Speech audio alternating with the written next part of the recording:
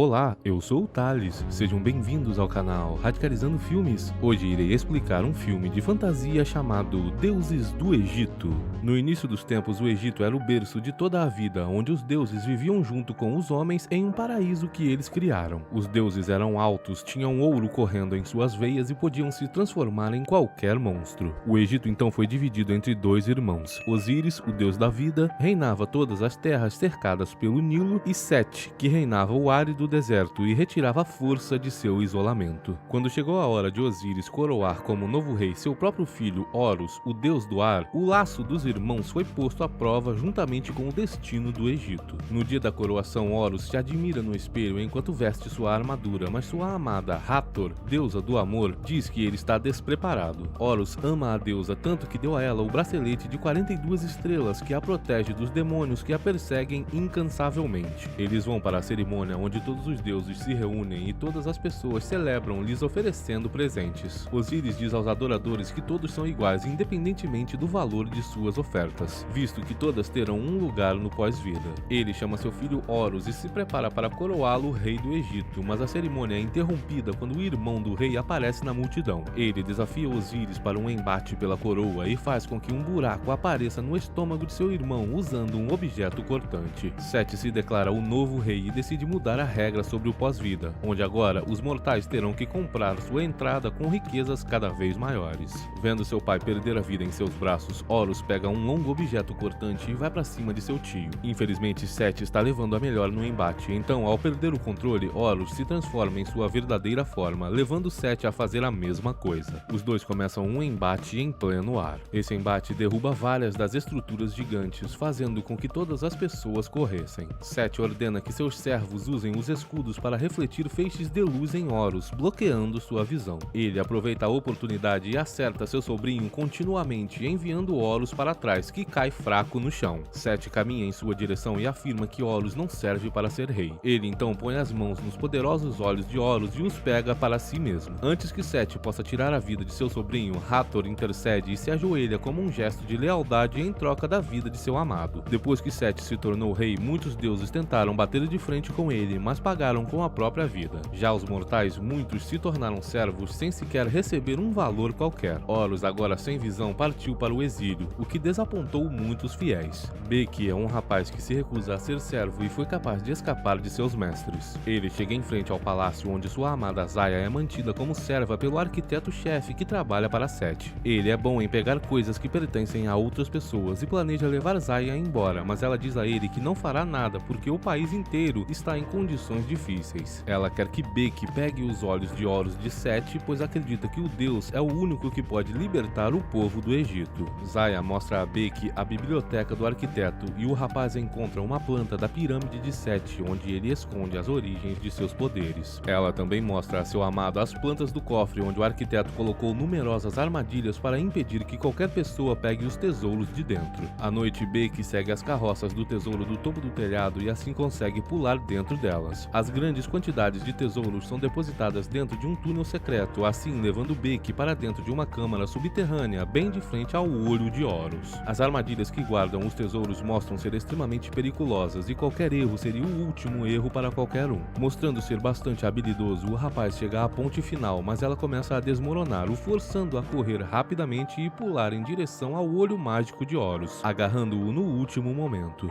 Beki corre de volta para sua amada com a boa notícia, mas percebe que algo está errado. Infelizmente, o mestre de Zaya descobriu seu plano, porém Beki reage rapidamente e usa o olho de Horus para distrair os homens, dando a eles uma chance de correr. O rapaz pega os cavalos e corre do castelo, enquanto mostra à sua amada o tesouro que pegou. A celebração é interrompida quando Zaya é tocada no peito por uma flecha enviada por Sete, fazendo com que ela perdesse sua vida. Sem outra escolha, Beki vai ao templo onde Horus reside e tenta pedir a ajuda da divindade para salvar sua amada. Horus sente a presença de seu olho e exige que Beki o devolva, mas o rapaz se recusa a menos que o deus possa trazer Zaya de volta à vida. Ele tenta salvá-la, mas sem sucesso, então invoca Anubis, que leva sua alma para o submundo. Beki fica emocionalmente instável ao ver que Horus fez o oposto de salvar Zaya, mas é pego pela divindade e forçado a devolver seu olho. Depois de Horus recuperar sua visão, ele então pensa em tirar a vida de Beki, mas ao saber que o mortal viu o caminho para a pirâmide de Sete, Horus decide usar a ajuda dele e em troca promete trazer a Zaya de volta volta caso ele consiga se tornar rei. Ao mesmo tempo, Sete descobriu que o olho de Horus foi tirado de seu cofre. Ele então envia um de seus servos para encontrar Horus e o mortal. Enquanto isso, Beck chega ao topo da montanha com Horus, onde ele busca seu avô Ra, o deus do sol. Por ter apenas um dos olhos, Horus não consegue se transformar, então ele reza para seu avô pedindo-lhe força e logo em seguida se transforma e voa até os céus, onde chega em um gigantesco barco espacial no topo do mundo. Nesse momento, o deus do sol Ra se prepara para enfrentar um enorme demônio chamado Apophis, que deseja consumir todas as criações. Ra envia diversas chamas contra o monstro, forçando-o a se distanciar. Em seguida, Ra deixa claro que não irá se envolver nos problemas que estão acontecendo. Ele vê todas as vidas como iguais, uma vez que são todas suas criações. Porém, ele permite que Horus pegue a água da criação onde o barco navega, mesmo ciente da intenção dele de extinguir o fogo do deserto, dando um fim a Sete e assim se tornando o rei. Nesse momento, Sete consegue vencer todos os deuses que se voltaram contra seu reinado e ele diz que agora começará sua colheita. Em seguida, vai até a deusa Néfitis, que tenta escapar, mas Sete pega suas asas. Beck e Horus voam de volta para a terra e caem no chão, mas antes que possam se recuperar, eles são surpreendidos pelos lacaios de Sete na cachoeira. Horus é capaz de ir contra eles facilmente e mesmo sem acesso a todo o seu poder, ele dá fim a eles um por um. No entanto, num momento de distração, um dos servos o acerta com uma pedra, fazendo Horus cair do penhasco no rio. Sem pensar duas vezes, Beck pula no rio e consegue acordar Horus para assim se salvarem da queda. O lacaio que se salvou conta a Sete sobre Horus ter feito um trato com um mortal para reviver sua amada. Logo em seguida, Sete tira a vida desse lacaio. O deus então ordena suas funcionárias para irem atrás de seu sobrinho e do mortal. Hathor está secretamente cuidando de seu amado e vê que Horus não está mais no templo de seu pai, mas ela é descoberta por Sete, que a estava espionando. Eles discutem e Hathor tira sua pulseira, então um portal se abre e vários demônios a levam. Depois, ela rapidamente põe a pulseira de volta, se salvando e indo para algum lugar longe de Sete. Ela agora está à procura de Horus. Enquanto isso, Beck percebe uma tempestade de areia vindo, mas na verdade são as funcionárias de Sete montadas em suas serpentes gigantescas. Os dois começam a correr, pois Horus não tem energia suficiente para encará-las. As cobras gigantes perseguem-nos, destruindo tudo pelo caminho, e quando se aproximam, elas cospem fogo, fazendo os dois se esconderem e rastejarem para dentro das trincheiras. Horus tenta atacar a serpente usando seu longo objeto cortante e consegue prender o monstro temporariamente atravessando sua mandíbula. Porém, a funcionária vai para cima dele, fazendo com que ele recue. Beck então diz que serviria como isca para atrair uma das cobras, enquanto ele a acerta em algum ponto fraco. O rapaz corre em direção ao templo e chama a atenção da funcionária de Sete, fazendo com que a cobra o persiga até bem perto enquanto cuspia fogo. Assim, Horus é capaz de alcançar o monstro subindo em suas costas, emboscando a funcionária e amarrando-a à besta. A cobra então perde o controle e cai do alto do penhasco. Todo o local começa a desmoronar e os dois correm bem a tempo, quando então vem Hathor, que conseguiu encontrá-los. A deusa caminha tranquilamente em direção à cobra gigante enquanto a funcionária de Sete ordena que o monstro a queime. Surpreendentemente, a criatura se recusa a ouvir, pois ela foi hipnotizada pela deusa. Hathor então ordena o monstro a se queimar e a criatura começa a cuspir fogo em seu corpo, tirando sua vida e de sua mestra. Beck revela a Hathor que eles planejam entrar na pirâmide de Sete e assim eliminá-lo. A deusa diz que o plano não funcionará, pois a esfinge está dentro da pirâmide e a única maneira de passar por ela é respondendo ao seu enigma. Mas Horus diz que irá pedir a ajuda de Thoth, o deus da sabedoria. Em seguida, eles se aventuram por um pântano e acabam chegando dentro das raízes de uma árvore gigante onde veem vários clones da divindade trabalhando juntos. Horus quer que o deus da sabedoria os ajude a derrotar a esfinge, mas ele se recusa, alegando que seu trabalho é muito mais importante. No entanto, Beck usa da vaidade do deus contra ele, alegando que ele está com medo de responder errado ao enigma da esfinge. Não resistindo ao seu ego, a divindade aceita o desafio e Horus elogia Beck por seu raciocínio rápido. O grupo cruza o deserto até chegarem em frente à pirâmide, onde todas as pedras mudam a todo tempo. Felizmente, Beck é capaz de se lembrar da planta da biblioteca e escolhe a abertura correta, entrando na pirâmide mágica. Com uma incrível habilidade, ele corre sobre as escadas que se desfazem em areia sob seus pés até conseguir alcançar a roda no centro e fazer tudo parar. Eles se aventuram mais fundo na pirâmide até chegarem num corredor onde a esfinge surge do solo. A criatura testa o grupo com um enigma complicado. Eu nunca fui e sempre poderei ser. Ninguém jamais me viu ou verá, mas sou a certeza de todos os que vivem e respiram. Quem sou eu?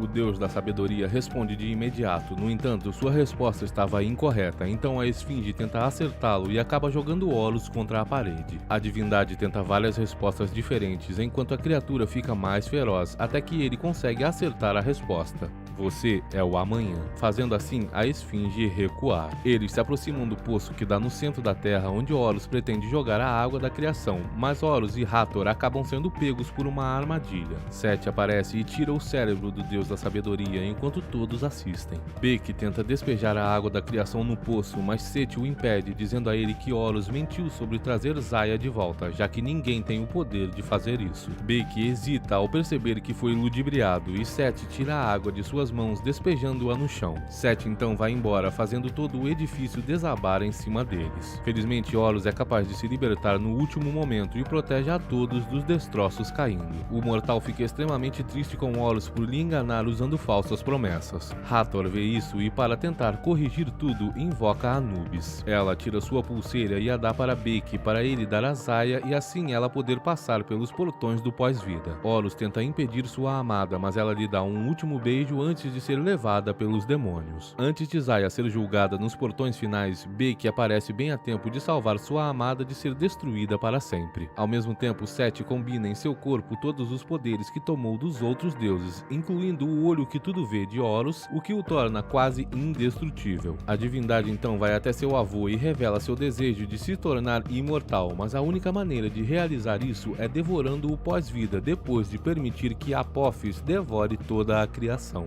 Ra tenta impedi-lo enviando chamas com seu longo objeto cortante, porém Sete, com os poderes de todos os deuses, fica ileso e acerta o deus Ra. Em seguida, ele pega seu longo objeto cortante e atinge Ra com seu próprio poder, o que o faz cair no espaço, libertando assim o caos sobre o Egito. Nesse momento, Anubis tenta desesperadamente salvar o reino usando seus poderes. Zaya então diz a seu amado para voltar para Horus, pois ele é a única esperança para restaurar a ordem no mundo. O jovem volta até onde está Horus e os dois decidem ir até Sete para detê-lo. Felizmente, uma carruagem voadora enviada por Nephthys aparece e assim eles são capazes de viajar rapidamente. Ao mesmo tempo, Sete voltou com o objeto cortante de Ra e agora ele atrai Apophis para o rio Nilo, permitindo que o monstro devore tudo pelo caminho. Horus pousa na pirâmide e tenta partir para cima de seu tio. Os dois começam um embate, mas Sete logo envia Horus ao chão. Antes que Sete possa eliminar seu sobrinho, Beck aparece por trás e o impede usando uma corda. Isso desestabiliza a divindade, que se transforma e vai para cima do rapaz. No entanto, Beck consegue pegar o olho de Horus. Ele joga o olho em direção a Horus para que ele possa recuperar seu poder, mas ao mesmo tempo ele desliza pelo telhado para uma grande queda. Horus então decide salvar seu amigo ao invés de pegar seu olho. A divindade se desculpa com o rapaz e surpreendentemente consegue se transformar no último momento, pegando o rapaz antes dele cair.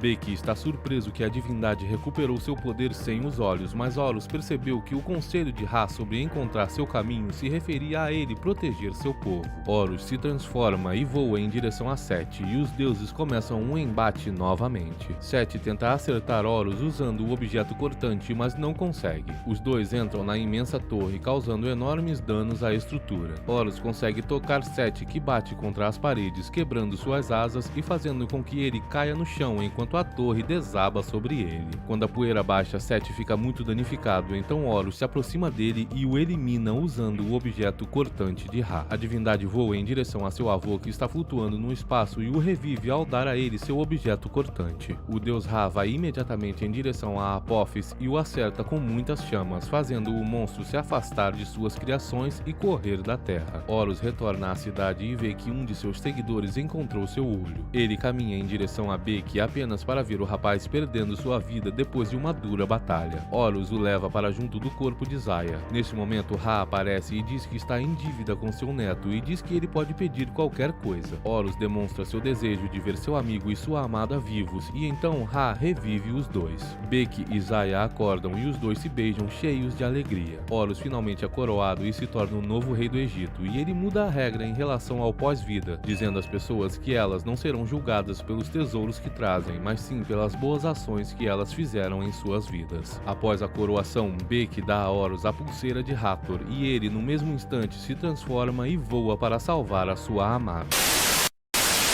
Sozinha. O filme começa com Jéssica colocando suas coisas em uma carreta de mudanças alugada. Jéssica vai até seu carro, dá a partida e sai da cidade sozinha. A mulher parece triste e distraída. Enquanto se encaminha para seu destino, Jéssica aproveita a viagem para ouvir um audiobook. Do nada, outro carro aparece na frente dela na estrada, dirigindo mais devagar do que ela, embora não muito. Quando ela tenta fazer a ultrapassagem, o outro carro acelera e não a deixa trocar de faixa na pista. Um caminhão aparece vindo na direção de Jéssica. Felizmente, ela consegue acelerar e ir para a faixa certa. O homem no outro carro então acelera para perto dela de novo, buzina, pisca os faróis e em seguida parte em outra direção. Jéssica decide parar o carro para tentar se acalmar. Mais tarde, ela está em um posto de gasolina e liga para seu pai enquanto espera o tanque encher. Ela diz a ele que queria falar com ele e não com sua mãe. O sinal está fraco, mas ela consegue dizer a ele que já saiu de sua cidade. O pai dela fica confuso, já que eles queriam ajudá-la com a mudança. Jéssica diz que queria evitar sua mãe, mas ele a interrompe explicando que tanto ela quanto ele estão preocupados com a mulher. Jéssica diz a ele que ela vai ficar bem, então se vira e percebe o carro preto de mais cedo passando lentamente atrás dela. Jéssica termina sua conversa com seu pai e sai do posto de gasolina para continuar a viagem. Mais tarde, ela vai para um motel e a vemos acariciando uma aliança de casamento que está em seu colar. O telefone dela toca, mas ela não atende porque é sua mãe. Em seguida, ela deita na cama e fica vendo fotos dela com seu finado marido.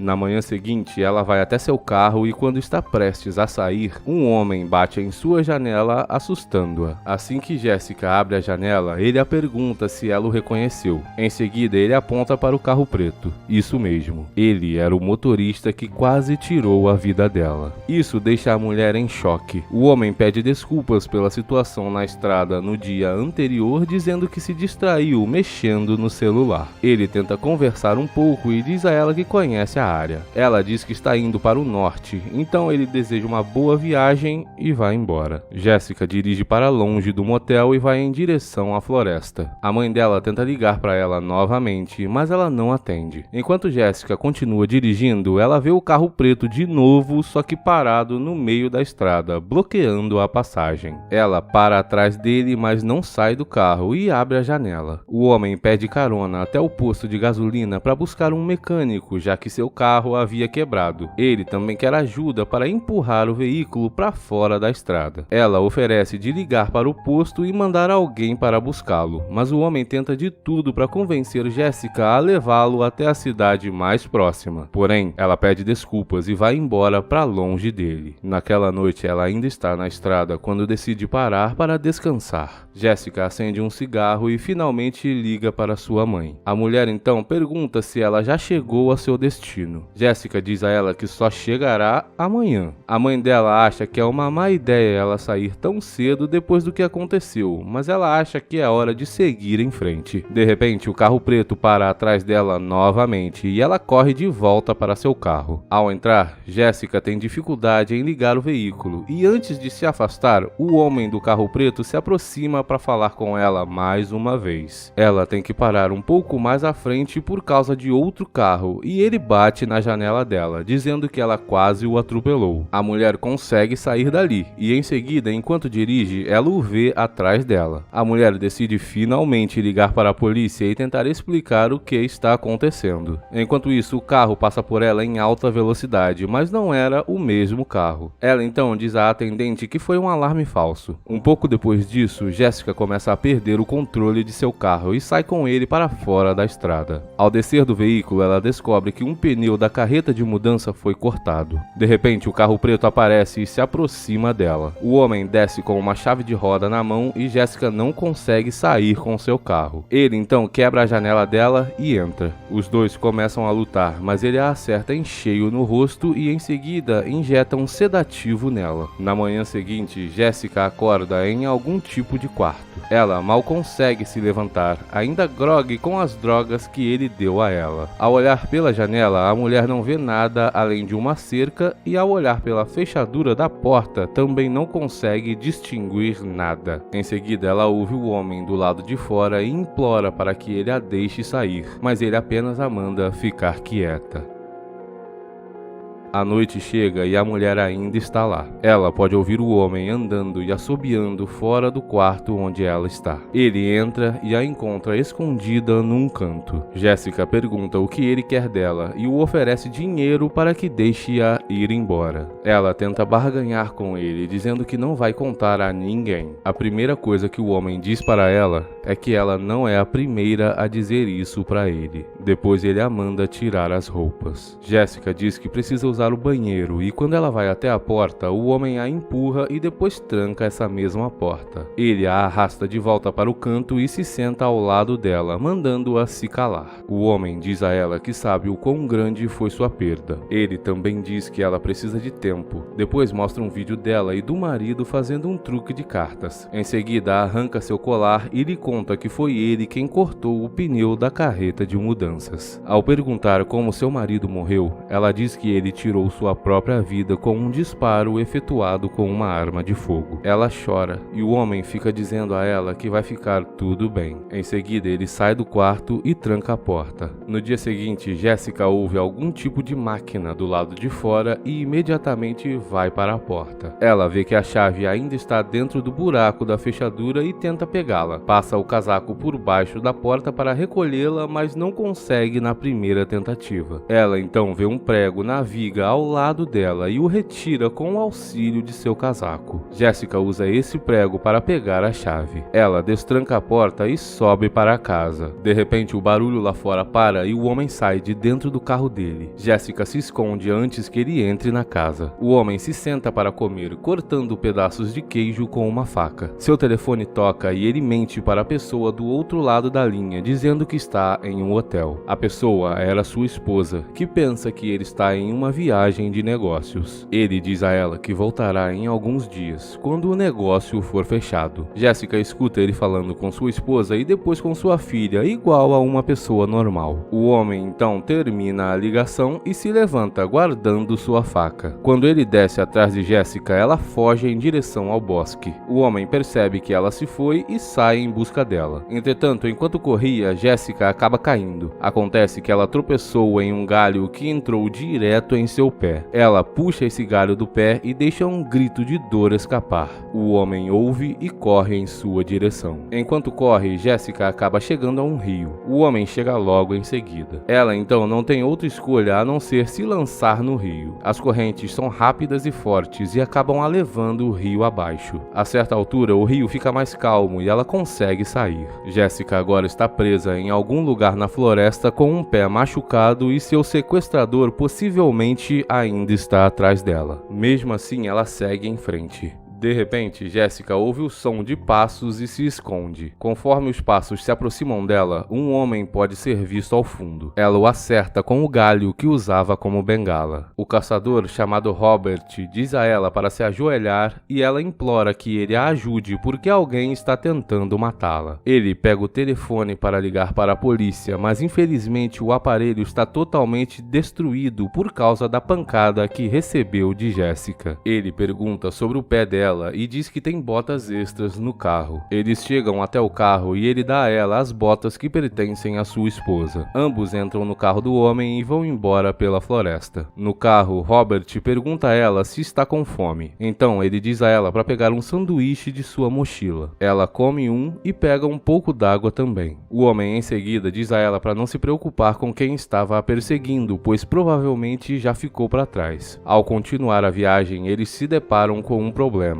Há uma árvore caída no meio da estrada. Jéssica diz que foi o homem quem fez aquilo e sai para tentar tirar a árvore da estrada. Robert a ajuda, mas eles não conseguem movê-la. Ele diz que não sabe se há outra saída desse bosque. De repente, o carro preto aparece atrás deles. Jéssica tenta alcançar a espingarda de Robert e diz a ele que o homem no carro foi quem a sequestrou. Robert tira a arma da mão dela, dizendo que ele vai dar um jeito nessa situação. O homem sai do carro aparentemente falando com alguém ao telefone, dizendo que a encontrou. Ele diz a Robert que ela é sua irmã e que ela saiu correndo de casa quando teve um de seus surtos psicóticos. Robert conta a ele o que Jessica disse que ele fez com ela. O homem mantém sua história, dizendo que ela passou pela tragédia de ter seu marido tirando a própria vida e enlouqueceu. Robert não sabe em quem acreditar, então ele continua protegendo Jessica. A mulher diz a ele que agora que ele viu o rosto do homem, ele não o deixará sair da floresta vivo. O homem continua agindo como se ela fosse sua irmã e tenta agarrá-la. Jessica grita pedindo ajuda e diz a Robert que peça o telefone do homem para chamar a polícia. Robert então pede o telefone dele e Jessica sai correndo. Ele impede o homem de ir atrás dela e diz que precisa chamar a polícia para ter certeza de que tudo está bem. O homem dá a Robert seu telefone e rapidamente o derruba com um soco e prossegue em acertá-lo com vários outros golpes. Em seguida, ele pega sua arma e atira nele. Jessica foge mais para dentro da floresta. Durante a noite chove forte na floresta, enquanto Jessica é vista encontrando abrigo numa caverna. O homem está bem no seu encalço. Ele aponta uma lanterna em direção ao lugar onde ela se escondeu e zomba dela assobiando a mesma música de antes. A certo ponto, ela pensa que ele foi embora, quando de repente o homem atira nela. Ela continua indo embora e ele continua a segui-la. Jessica rasteja no chão da floresta e o homem não consegue vê-la. Ele diz que sabe que ela está ferida, já que atirou nela. Em seguida, ele diz que ela tem cerca de 2 horas antes de sangrar até a morte e também fala para ela sair e lutar contra ele enquanto ainda tem tempo. O homem deixa a arma no chão e dá a ela 1 minuto para tentar agarrá-la. Ele continua a insultá-la e começa a falar sobre a morte de seu marido. Jessica está ficando com raiva, mas ela mantém sua posição enquanto ele insulta a ela e a seu marido, tentando mexer com seu psicológico. Ele diz a ela para mostrar a ele que ela é corajosa e ir atrás dele. Quando o homem percebe que seu truque não funcionou, ele diz a ela que a encontrará. Em seguida, ele pega a arma e vai embora. Mais tarde, Jessica é vista andando, caminhando pela floresta na chuva. Na manhã seguinte, ela acorda e imediatamente começa a caminhar, afastando-se da trilha. Jessica navega pelo terreno difícil da floresta quando de repente ouve o barulho de um motor. Ela vê a caminhonete voltar e o homem saindo com a arma de Robert. O homem tira o corpo de Robert do porta-malas e começa a arrastá-lo para enterrá-lo. Enquanto ele está dando um jeito no corpo, Jessica decide ir para seu carro. Infelizmente, a chave não está lá. Ela procura pela chave, mas só encontra um telefone. O homem começa a voltar para a caminhonete, então ela se esconde no porta-malas. Enquanto o homem liga o carro e dirige, Jessica pega a chave de roda que ele tem em seu porta-malas e em seguida chama a polícia de seu telefone. Ela não pode falar muito alto e implora a atendente para rastrear a chamada. O homem tenta pegar o telefone, mas como não consegue encontrá-lo, ele para o carro para procurar. Do nada, Jessica se levanta e o acerta com a chave de roda. Eles lutam enquanto ele tenta dirigir o carro. Em seguida, o homem tenta acertá-la com sua faca, mas ela tira a faca dele e tenta estrangulá-lo com a chave de roda. Em seguida, ela pega a faca dele e o esfaqueia no braço. O homem perde o controle e o veículo capota. Jessica sai do carro e, deitada na estrada, vê um helicóptero voando acima dela. Ela segue o som que a aeronave está fazendo para ver aonde vai pousar e chega até uma clareira.